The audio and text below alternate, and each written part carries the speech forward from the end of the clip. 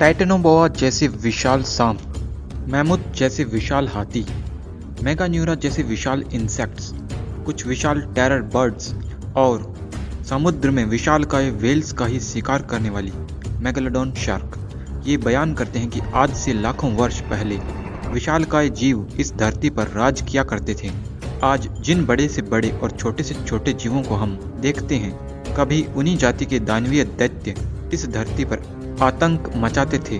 इस वीडियो में हम जानेंगे कुछ प्राचीन विशालकाय दैत्याकार जीवों के बारे में, जिन्हें देखकर हम सोचते हैं कि ये तो सिर्फ मूवीज में ही एग्जिस्ट करते हैं, लेकिन वैज्ञानिक सबूत यह बताते हैं कि एक समय ऐसा भी था जब पृथ्वी पर दैत्यों का अत्याचार हुआ करता था। जानने के लिए वीडियो को पूरा जरूर देखें। टाइटेनोबोआ, आपने कई मूवीज में एनाकोंडा जैसे विशाल सांपों को आतंक मचाते देखा होगा। क्या आपने कभी सोचा है कि ऐसे सांप क्या एग्जिस्ट कर सकते हैं?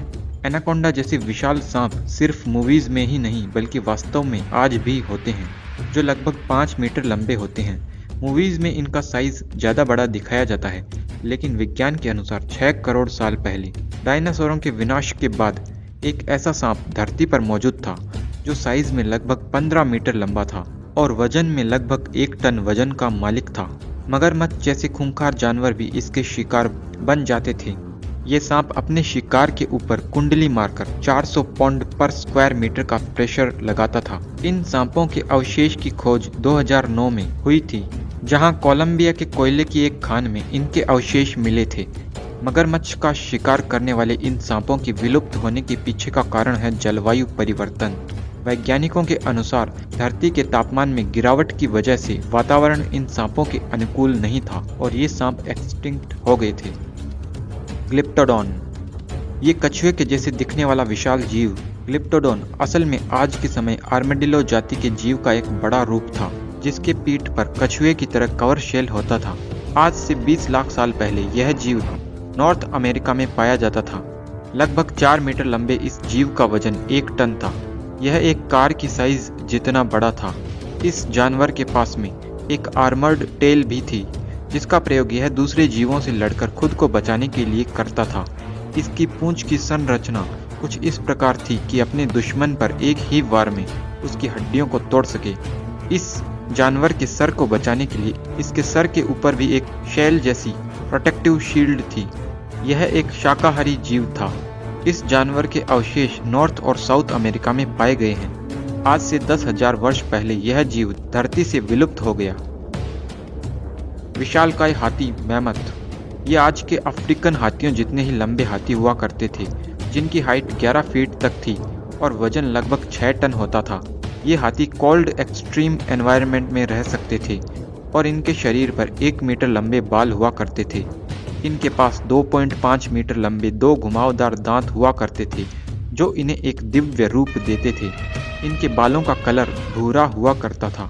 जिस तरह पेड़ों की आयु उनकी रिंग से पता चल जाती है, उसी तरह इस हाथी के दांतों पर भी रिंग टाइप स्ट्रक्चर होती है, जिससे वैज्ञानिक इनकी आयु का अनुमान लगा सकते हैं। इनके प्राप्त अवशेषों में इनके दांत इतने भारी हैं कि उन्हें उठाने में 2 मजबूत आदमियों की ज़रूरत पड़ेगी। ऑस्ट्रेलिया और साउथ अमेरिका के अलावा सब जगह इनके अवशेष प्राप्त हुए हैं। अंतिम मैमूथ आज से 3600 वर्ष पहले लुप्त हुआ था।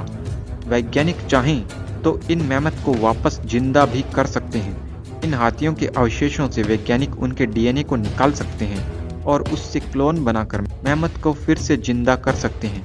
इन हाथियों को फिर से जिंदा करने के लिए एक project the woolly mammoth revival पर भी काम चल रहा है। अगर इनके क्लोन बना लिए गए, तब हम जान पाएंगे कि असल में ये कैसे होते थे।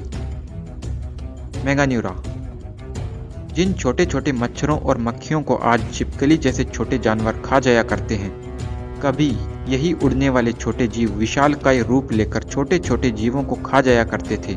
आज से लगभग 3 करोड़ साल पहले यह थी एक ड्रैगन फ्लाई, जो कि एक बाज की साइज के बराबर होती थी। इसके विंग्स 65 सेमी लंबे होते थे। इन इंसेक्ट्स की साइज बड़े होने का कारण उस समय वातावरण में ऑक्सीजन के लेवल का काफ़ी हाई होना था। इनके शरीर में लंग्स नहीं होते थे, बल्कि एयर डायरेक्टली उनके ऑर्गन्स तक ट्यूब्स के थ्रू पहुंच जाती थी। ऑक्सीजन के लेवल में कमी होने की वजह से यह ड्रैगन फ्लाई लुप्त हो गई।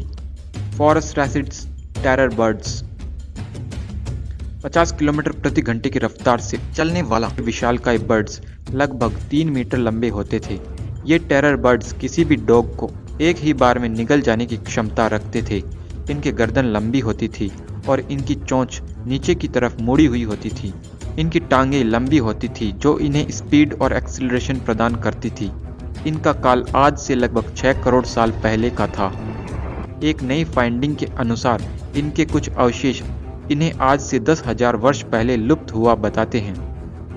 मेगालोडॉन शार्क आज के समय में सबसे बड़ी मछली द ग्रेट व्हाइट शार्क कही जा सकती है, जिसकी लंबाई करीबन 15 से 20 फीट तक होती है। लेकिन आज से लगभग 30 लाख साल पहले समुद्र में एक ऐसी शार्क राज करती थी जो व्हेल को भी अपना शिकार बना सकती थी। हालांकि यह आज के समय व्हेल से बड़ी तो नहीं थी, लेकिन आपकी जानकारी के लिए बता दिया जाए कि व्हेल कोई मछली नहीं बल्कि एक मैमल है। इसलिए मेगालोडॉन को हम मछलियों में सबसे बड़ी मछली कह सकते हैं।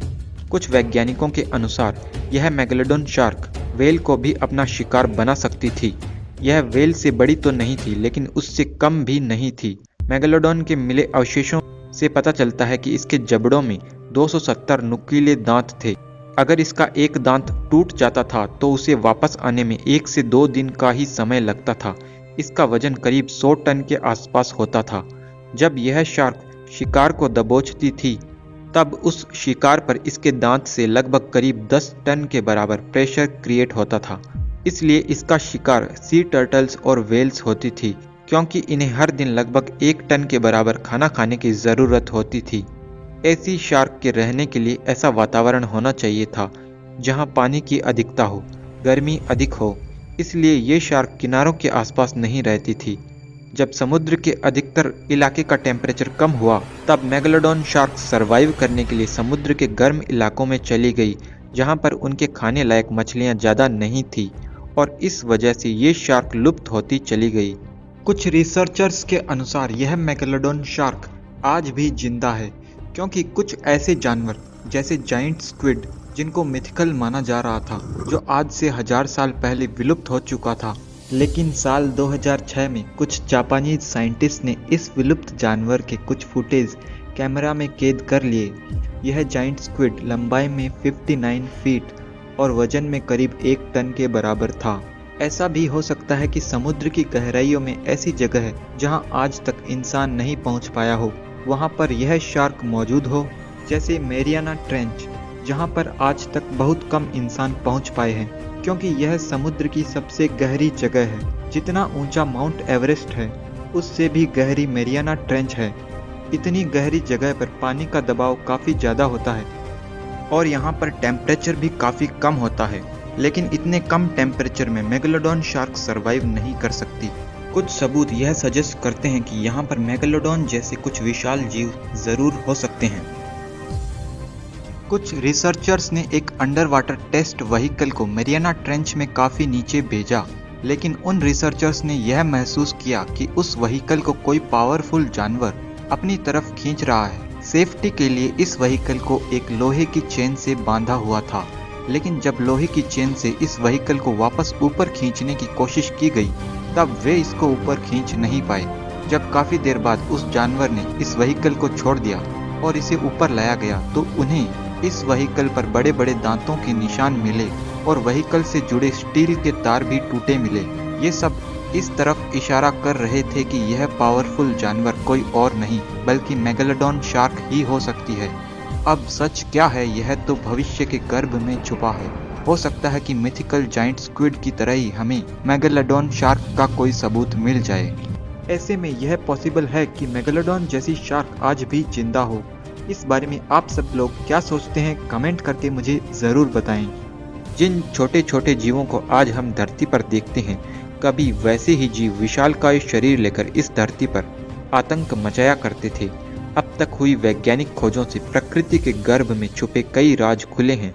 इस विशालकाय धरती पर ऐसे कई राज आज भी दफन होंगे जिन्हें खोजना अभी बाकी है। वो राज क्या हो सकते हैं? आज हमें इन छोटे छोटे जीवों के बड़े रूप वाले जीवों के प्रमाण मिल रहे हैं, तो क्या इंसान के भी ऐसे कोई प्रमाण मिल सकते हैं? इस बारे में आप लोग क्या सोचते हैं? कमेंट में मुझे ज़रूर बताएं।